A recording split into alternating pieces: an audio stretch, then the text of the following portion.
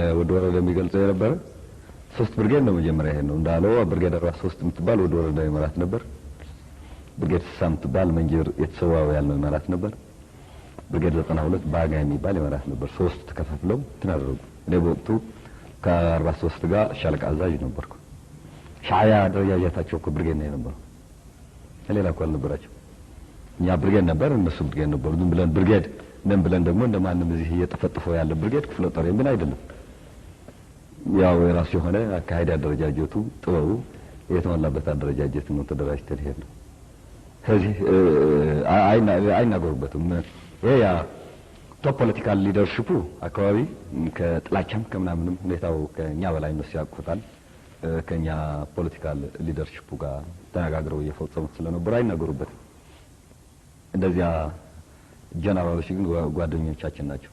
ከዚያ በታች ያሉት ግን በደንብ አድርገው ይናገሩበታል። ውጊያ ሲጀመር እኮ አንዳንዶቹ ዛሬስ ብለን ከወይንጋ ነው ወይ ልንዋጋ እኮ ነው ያሉት። አሁን በቅርቡ ውጊያ ሲጀመር የራሱ ኮንፍሊክት ባይናገሩበት በማስ ሚዲያውን በመናምኑም ባይጥፉበትም ብለን ዛሬስ ከወያኔ ጋር ነው የምንዋጋው ነው ያሉት። ይሄ የቃል ምስክራቸው ነው። እና ሰሐሊያ ሁሉ ስንቆይ ደግሞ የመጀመሪያ ሄድ ነው ብቻ አይደለም። በሺዎች የሚቆጠር አዲስ ሰልጣኝ ይጎርፍ ነበር። በሺዎች የሚቆጠር ይሄ ሁሉም ያውቀዋል። የባርካ ያለው ሽማግሌ ትግረ ነው። ትግረው ይመሰክሩት ይሆናሉ። የህወሓት አመራሮች ከሰፊ ክርክር በኋላ በደረሱበት ስምምነት መሰረት 4 ብርጌዶች የቀይ ኮከብ ዘመቻን ለመመከት ወደ ኤርትራ ተሻግረው በውጊያ ተሳታፊ ሆኑ። በአሁኑ ወቅት በሀገር መከላከያ ሚኒስቴር የመከላከያ ስልጠና ዋና መምሪያ ኃላፊ ሜጀር ጀነራል ታደሰ ወረደ የአንድ ብርጌድ አዛዥ ሆነው የቀይ ኮከብ ዘመቻን ሲመክቱ፣ የሰሜን እዝ አዛዥ የሆኑት ሜጀር ጀነራል ሰዓረ መኮንን ደግሞ ያኔ የአንድ ሻለቃ መሪ ሆነው ነበር ወደ ኤርትራ የዘለቁት። በህወሓት ተወሰነ ወደ ኤርትራ ኃይል እንድንልክ። ያኔ የተላክነው 3 ብርጌዶች ነን። 43ኛ ብርጌድ፣ 60ኛ ብርጌድ፣ 92ኛ ብርጌድ። 43ኛ ብርጌድ 3 ግንባር ነው የነበራቸው። 43ኛ ብርጌድ ናቅፋ ግንባር ነበረች።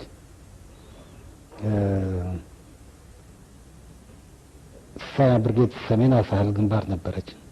92ኛ ብርጌድ ደግሞ ባርካ ግንባር ነበረች። ራሱ የቻለ እንትንም ነበር። ይሄኛውን ኦርጋናይዝ የሚያደርግ እንትንም ነበር።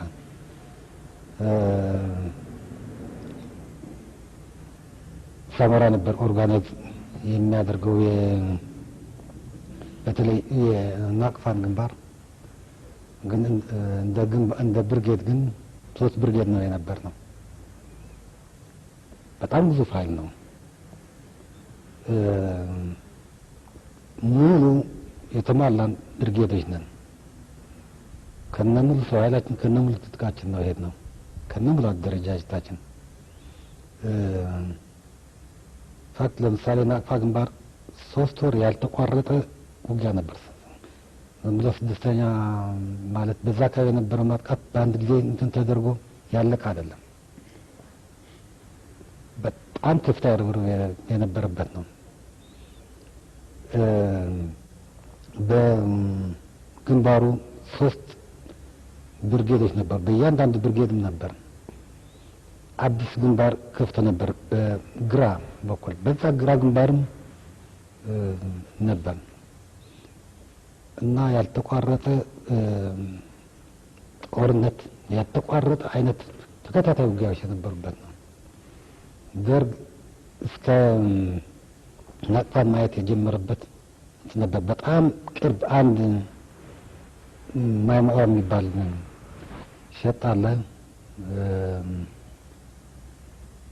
ያ ተሻግሮ ናቅፋ ገባ ማለት ነው። በማደጉ ናቅፋ ያታል እና በጣም አሉ የሚባል ክፍለ ጦሮች 18ኛ፣ 3ኛ፣ 17ኛ ምናምን በዛ ግንባር ከፍተኛ ርብርብ ሲያደርጉበት የነበረ ነው።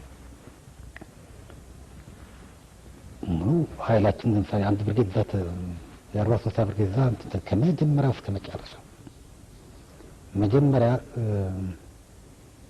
ኦሮማይ የሚባል የተጻፈ ታሪክ አለ።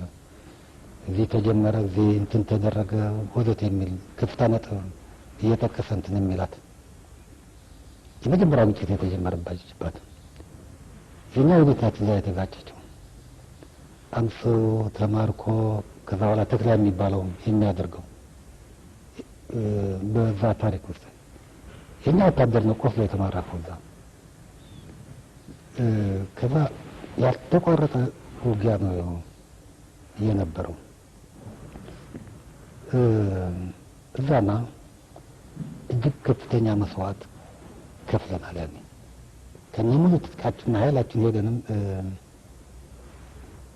አዳናቸው ሊባል ይችላል፣ ግን ጥሩ ስላልሆነ አዳናቸው ማለት አንፈልግም እንጂ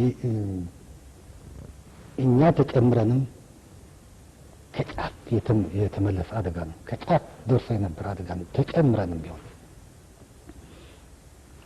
ይሄ አንድ ነው። ከማንም በላይ እኔ ይሄኛውን ላይ ያሉት መሪዎች የሚናገሩት እንትን የለም እንተው። በወቅቱ አብረው የደማ የተሰዋ በአንድ ደረጃ ላይ የነበረ የሻዕቢያ ሰራዊት ግን አለ። በፍጹም አይክደውም። ህዝቡ አያውቅም።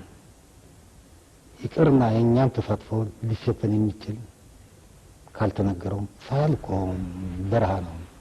እንዴት አድርጎ ያውቃል? ላይሰማ ይችላል። አንስ ታጋዮቹ ግን ያውቃሉ። ይህን ሀቅ ሊስቱ የሚችሉ አይመስለኝም።